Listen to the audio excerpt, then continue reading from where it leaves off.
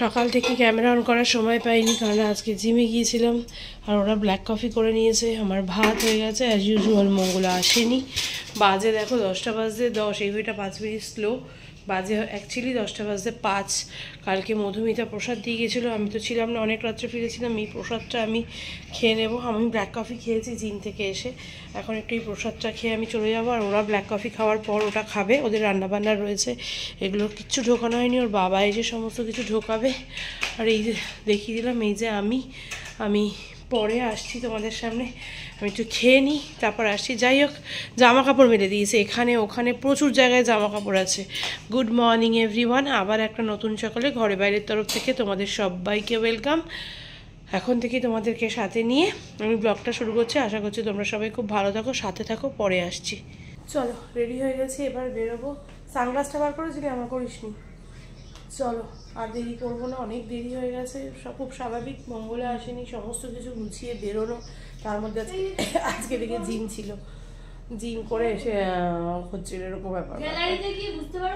যাই হোক, চলো, এই যে ভাই বোন রইলো, আমি যাচ্ছি, এসে দেখা হচ্ছে। আর যদি বাপিনকে দেখাতে পারি আজকে, বাপিন যদি একটু সুস্থ থাকে বাপিনকে শেয়ার করবো, দেখাবো।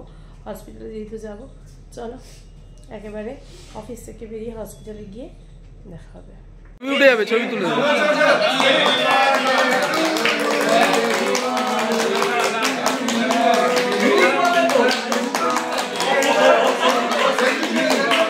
গুড ইভিনিং সবাইকে। 6:30 বাজে। তোমাদেরকে বলেছিলাম যে আমি একেবারে হসপিটালে গিয়ে ক্যামেরাটা অন করব, কিন্তু না, অন করতে পারিনি।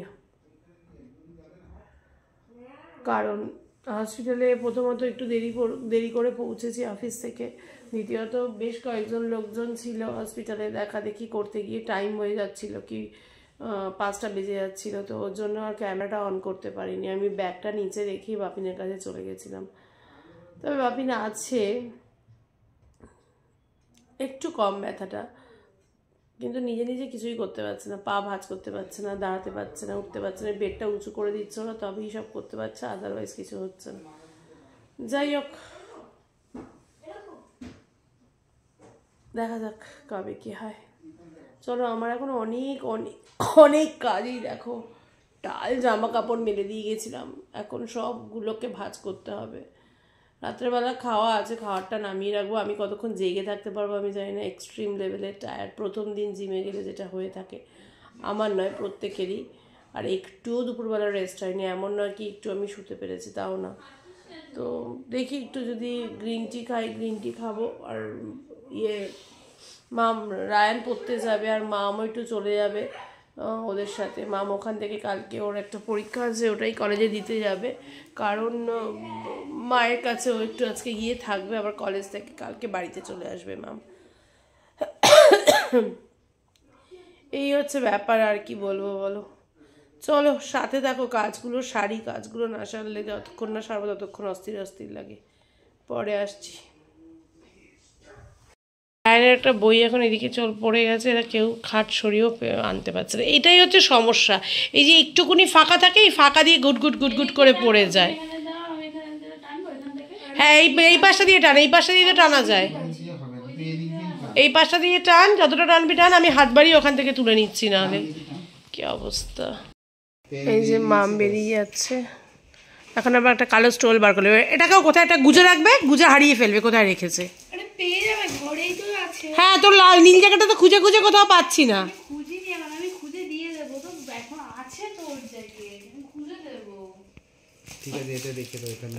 যাই হোক, এরা সব বেরিয়ে যাচ্ছে এখন।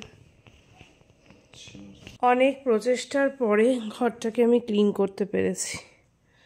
আর নিজের জন্য এই যে একটু গ্রিন টি বানিয়ে নিয়েছি, আর এটা বালিতে ভাজা আর কি, টালা আর কি, ওই চিড়ে ভাজা আর বাদাম ভাজা আছে, এটা নিয়ে এসছি। ডায়েট চিড়ে যেটাকে বলে, এটা একটু খাই, ঘরে কেউ নেই। আর ওই দেখো, এতক্ষণ পর আমি এখন একটু বসলাম, বাজে এখন এই ঘড়িতে 7:40, মানে 7:45। এটা একটু খাই। রাত্রের খাবার বার করে রেখেছি, একটু মুগের ডাল আর ডিমের কষা, ওই হাঁড়িতে ভাত আছে, রান্নাঘরও পুরো ক্লিন, ঘর পুরো ফাঁকা। চলো এখন এটা খাই, আর ভিডিও এডিট করাইনি, ভিডিওটা এডিট করতে বসি। 9টা বাজে, 10:30। আর এইদিকে ভাত রেডি, আমার ভাতটা ওদিকে গরম হচ্ছে। ফুলকপি নেই এখানে। এইটা রায়নের ভাত, এটা ওর বাবার ভাত, এখানে ডাল আছে, ডিমের কষা আছে, মা মাছ ভাজা পাঠিয়েছে। এই দিয়ে খেয়ে যাবার, খেয়ে উঠে একটা জিনিস দেখাচ্ছি তোমাদেরকে, দাঁড়াও। ওই দেখো 10:05 মানে 10:10 বাজে, সমস্ত কিছু পরিষ্কার। কালকে মঙ্গলা আসবে, ভাতটা ঢোকানো হয়নি, ভাতটা ঢোকাতে হবে, কালকে মঙ্গলা আসবে বলেছে, দেখা যাক কি করে। আর এই দেখো এরা এই ঘরে শুয়ে পড়েছে। আর কি দেখাবো বলছিলাম, দাঁড়াও নিয়ে আস। মামের গয়না তো চলেই এসেছিল, আর দাঁড়া, আর এই যে আমার গয়নাও চলে এসেছে। আজকে আর পরে দেখালাম না, কালকে পরে দেখাবো যে কেমন লাগছে। আর ছেলের আজকে আবার বায়না হয়েছে কি ও ব্লগ শেষ করবে, তাই ব্লগটা আজকে আর আমি নিজেকে দেখালাম না, ওকে দিয়েই শেষ করালাম। বলুন এ কি কিছু না বলি তো, আজকের মতো ব্লগটা কি এখানেই শেষ করছি? তুই তো পুরো মুখস্থ বলিস মনে হয়। কিছু বল, কি বলবো? তুই ঘুমাবি আজকে এই ঘরে একা একা? আমি আর বাবা ওই ঘরে চলে যাই। পড়বি নাকি চশমাটা? একটু গান্ধীজির মতো লাগবে তোকে পড়লে। আস্তে, ক্লাসের মাঝখানে কখনো চশমার হাত দেয় না, কতগুলো নিয়ম কারণ এগুলো জানো।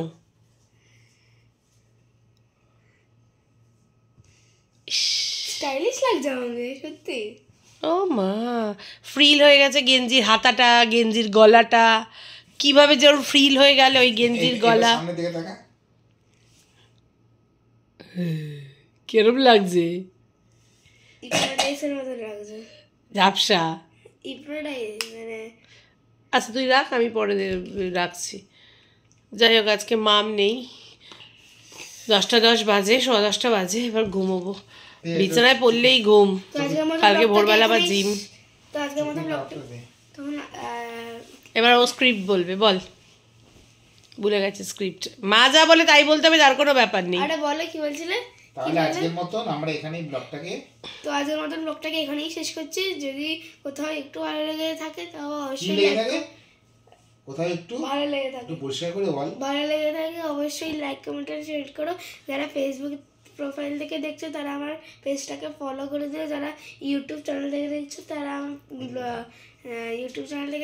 তারা আমার চ্যানেলটাকে সাবস্ক্রাইব করে দিয়ে সবাই খুব ভালো থাকে, ওষুধটা হাত থেকে সরা, সবাই খুব ভালো থাকে, সুস্থ থাকে। দেখা হচ্ছে কালকে একটা নতুন ব্লগে, নতুন সকালে নতুন ব্লগ নিয়ে। ততক্ষণের জন্য tata, bye bye, good night.